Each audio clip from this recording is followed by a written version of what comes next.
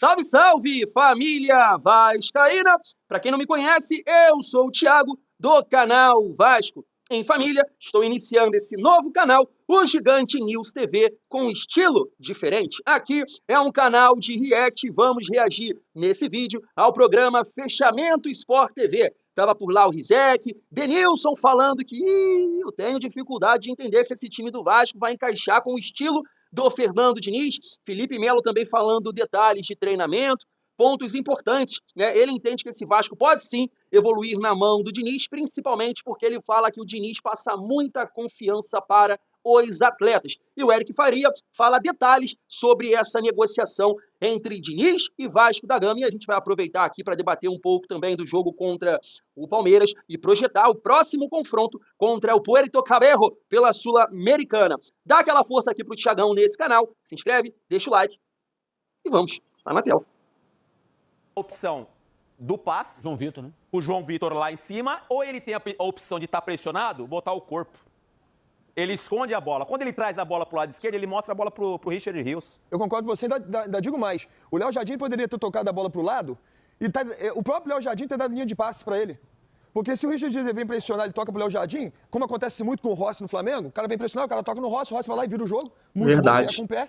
Né? E vira o jogo e acabou a bagunça. Então, assim, ele pega na bola e o Léo Jardim tá atrás dele, não tem linha de passe nem tão pouco do goleiro. E depois ele mesmo se faz marcar ou trazer a bola pra esquerda. Agora, se o Vasco, que é o Fernando Diniz, é bom o torcedor do Vasco se acostumar com esse tipo de jogada. Cara, Felipe mas aí vai viveu ter linha de isso. passe. Aí vai ter linha de Viveu passe. isso. O André era um volante que fazia muito isso. O Felipe abria de um lado, o Nino abria do outro. Então não é. Exatamente. O Fábio aparecia pra jogar. Então, vascaínos, acostumem-se com essa imagem- Acostuma a sair a bola assim. Mas vai ter linha de passe. Com o Diniz. Mas vai pode ter levar certeza também o que vai ter linha de passe. Nino, o André. Felipe, o A André. saída de bola do André. Não, eu não aqui, saio dar esse ar-condicionado mais não, esse obrigado. aqui também. Quer voltar, Felipe? Ar-condicionado tá bom, obrigado. Agora, Felipe, pegando o gancho no comentário do Eric, né? É quase que um fetiche do futebol brasileiro falar da saída de bola dos times do Diniz. Às vezes um time da Série C comete um erro grotesco como esse aí. Ó, o dinizismo aí!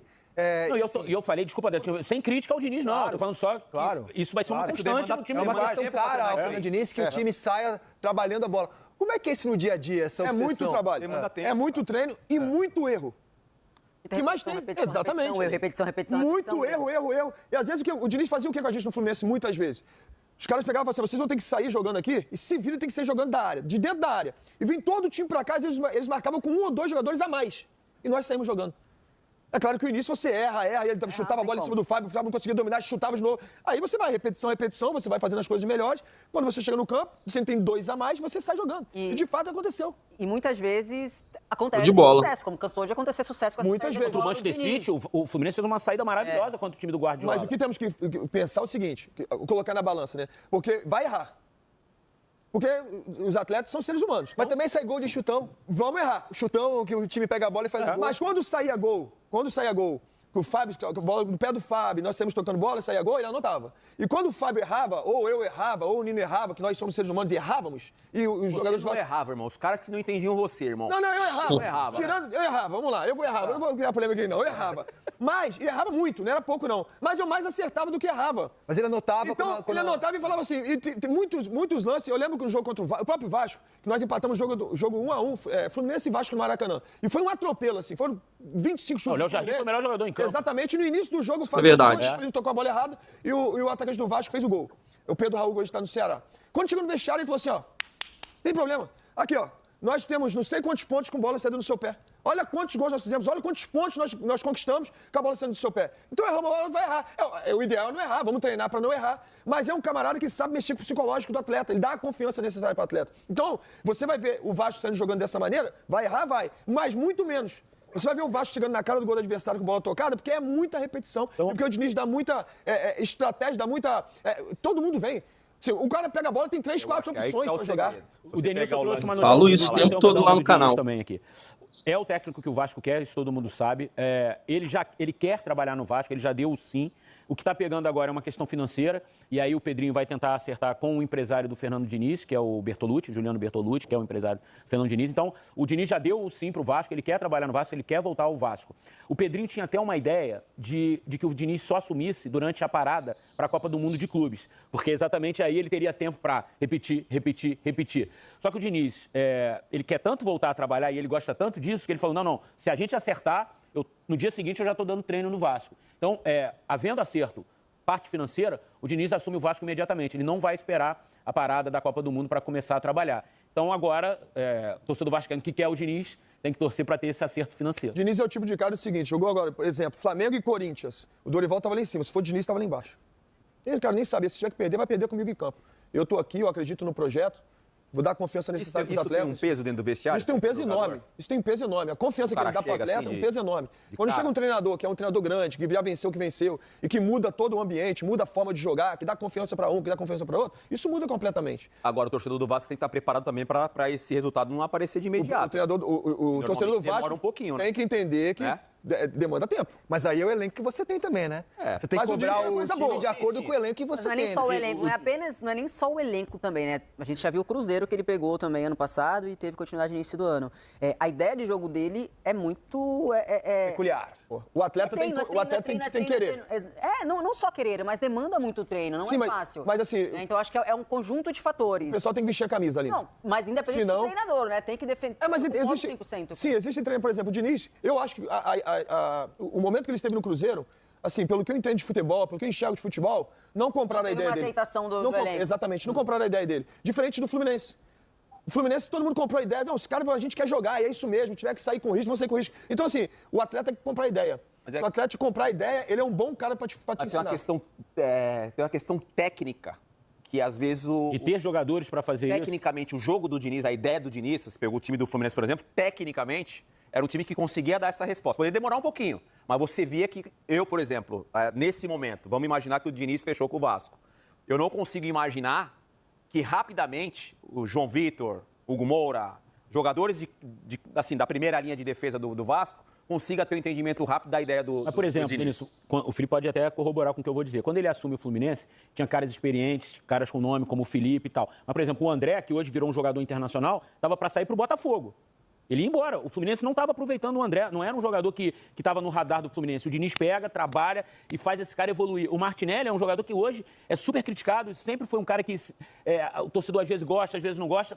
Subiu o nível dele quando jogou com o Cano não era tão protagonista. Samuel Xavier. O Cano não era tão protagonista. Então, assim, ele é um cara que ele tem essa capacidade também de melhorar, passar confiança para os caras. Muitas vezes esses caras que a gente está falando, que talvez não enxerguem neles essa capacidade desse jogo mais complexo mesmo, esses caras podem... Mas Agora, resumindo, com esse time do Vasco, assim, com todo respeito aos jogadores, não vai jogar como o Fluminense, campeão André, mas para outra completar, realidade, né? Exatamente, completar isso que você está falando, quando ele chega no Fluminense, o primeiro jogo do Fluminense é contra o Palmeiras no Allianz Parque. E você vê o 0x0 o jogo. 0x0, você vê o Fluminense marcando com 3, esses caras marcavam com 3, e esse vídeo desse jogo, ele passou, em todo momento que ele estava ali, ele passava esse vídeo. Porque as pessoas acham, o Diniz é só sair jogando, só jogando. Não. Muitas vezes chegava e falava, se tiver que dar chutão, dá chutão pra frente. Tem uma coincidência, quando ele assume o São Paulo e quase bate campeão brasileiro, ele estreia contra o Flamengo do Jorge Jesus no Maracanã e foi 0x0 o jogo também. E ele também fez um jogo tático, um jogo assim que não foi brilhante, não foi exuberante, longe até do que a gente vê como característica do jogo do Diniz. Então foram duas estreias fora de casa contra dois adversários fortes e ele fez isso aí. Sabe que se o São Paulo não tivesse mudado o Tietê... Você mandou uma mensagem. Vai reencontrar ele. Não vou ler a mensagem não, Tietê. Se o São Paulo não tivesse mudado o comando do futebol naquele ano, em reta final de campeonato, eu acho que a história poderia ter sido outra. A gente entrevistou ele no Abre Aspas do GE. Globo, né? E ele falando do trabalho do Cruzeiro, ele falou, cara, foi o único lugar que eu trabalhei que eu não tive um momento brilhante. Em vários clubes eu ganhei, perdi, mas eu sempre tive um jogo brilhante, uma sequência boa de 2, 3, 4 vitórias, em que o time encaixou. Ele falou assim, no Cruzeiro eu não tive nada. Eu não consegui, hora nenhuma, ter um momentozinho brilhante, alguma coisa que me lembre o que eu gosto de ver no futebol. E adorei a história do Felipe da tabela. Pô, essas coisas, cara, que vocês vivem no vestiário, que é o que a pessoa que tá assistindo adora saber. Só eles sabem, né? Opção. Show de bola, família. Só trocando uma ideia sobre tudo que a gente ouviu aqui no programa, é isso, né? É bem por aí. A gente fica preocupado, porque realmente o Vasco tem uma dificuldade de sair jogando. Ontem, infelizmente, aconteceu esse erro com um jogador que estava muito bem na partida, que é o Hugo Moura. O Vasco também, quando pressionado à época do Fábio Carille, sempre também com muita dificuldade de sair de ter, né, de conseguir sair com a bola ali, construindo desde o início, mas é aquilo, fica a esperança do trabalho do treinador, potencializar os jogadores que ele vai ter nesse momento, e aí o Felipe Melo, que conviveu com o Diniz por muito tempo lá no Fluminense, né, acrescentou bastante nesse sentido, falando de ter linha de passe, porque é exatamente isso. A gente coloca muito na qualidade do atleta o João Vitor não vai conseguir, o Freitas, o Hugo Moura. Mas, poxa, se o treinador chegar e passar essa confiança para os atletas e conseguir criar movimentações, o João Vitor vai pegar na bola, vai aparecer um aqui, o volante vai descer, o meia também, sabe? E aí você vai conseguir fazer as triangulações. Então eu pelo menos, que sou a favor da contratação do Diniz, eu espero isso. Entendo que nesse primeiro momento o Vasco, né, passa uma mensagem para o torcedor que, opa, esse estilo não vai casar porque a gente tem muita dificuldade. Mas, de repente, o treinador chegando, criando essas movimentações, a defesa vai conseguir sair muito melhor do que sai hoje. Eu acho que ontem, até comentei sobre isso no vídeo lá do Vasco em Família, já falei aqui também na coletiva do Felipe, que a gente reagiu aqui juntos, né? Eu acho que a decisão de mandar o Fábio Carille embora, ela foi correta e ficou bem evidente ontem, foi uma decisão correta, porque mesmo com o Felipe, que não teve grandes trabalhos, né, conquistas como treinador, ele, em pouco tempo, conseguiu organizar mais o Vasco, porque o Vasco teve momentos ali que o Palmeiras pressionou e mesmo assim o Vasco conseguiu sair dessa pressão do Palmeiras. Tem um lance no primeiro tempo que é bem bonito, por sinal. O Palmeiras pressionou ali com o Vitor Roque, com o... Poxa, o nome do uruguaio lá, cara, Facundo Torres, acho que é Facundo Torres, não é isso? Facundo Torres, Estevão e 3 jogadores leves. Você pode reparar que o time do Palmeiras é bem leve. Richard Rios, Emiliano Martínez, os 3 atacantes estão pressionando o Vasco e mesmo assim o Vasco conseguiu, apareceu o Tietê, Matheus Carvalho, Hugo Moura saiu e conseguiu construir, né, uma jogada. Então acho que ontem ficou comprovado isso, que a demissão do Carille ela foi acertada e a gente tem essa expectativa. É que hoje, claro, né, a gente entende que pode ter uma dificuldade, mas como o Felipe Melo falou, é um cara que passa confiança e vai criar esse termo que ele utilizou, né? Linhas de passe, para que os jogadores possam sair jogando. Além disso, é o que eu venho falando lá no canal, aqui também, eu acredito que o Diniz é o treinador que nesse momento mais tem a cara do Vasco. Que é isso, Thiagão? Pô, o time do Vasco... É porque a galera fica muito focada na saída de bola. Tá? Não é. Só que eu acho que o Diniz ele vai ter a capacidade de potencializar outros jogadores que são importantes e que hoje não conseguem contribuir tanto assim. Por exemplo, é o caso do Felipe Coutinho. Se ele conseguir, né, criar ali mecanismos que possam auxiliar o Felipe Coutinho, aproximar os jogadores dele, ele vai conseguir potencializar o Felipe Coutinho. Porque o que acontece hoje? Felipe Coutinho ele pega na bola, e não estou defendendo ele aqui não, tá? Porque nas últimas partidas ele foi muito mal. Mas ele pega na bola, o time do Vasco é muito espaçado. Aí fica o Nuno lá, aí o Verratti que, né, não consegue associar quando sai da área, o Ryan aberto, né? Quando o time tem uma certa aproximação, que geralmente isso acontece pelo lado esquerdo, com Piton, Coutinho e Nuno, ainda sai alguma coisa. Então, o Diniz também tem essa capacidade, não é só na saída de bola, mas na construção, é claro, desde a saída, mas aqui também no setor de meio campo, de criar variações, e isso pode ser também, né, um ponto importante aí para a gente destacar e tentar potencializar jogadores como Nuno, jogadores como Coutinho, mas, né, a gente está acompanhando aí as negociações, como o Eric Faria falou ali, o Diniz já deu o sim, já está debatendo também, né, com o Pedrinho reforços, e ele, né, analisou o elenco do Vasco e definiu que o Vasco precisa de 2 jogadores para o setor de meio campo, jogadores esses com força física, com velocidade, que possam, né, claro, com técnica, mas que possam atacar a área, né, ser um elemento surpresa, e 2 pontas.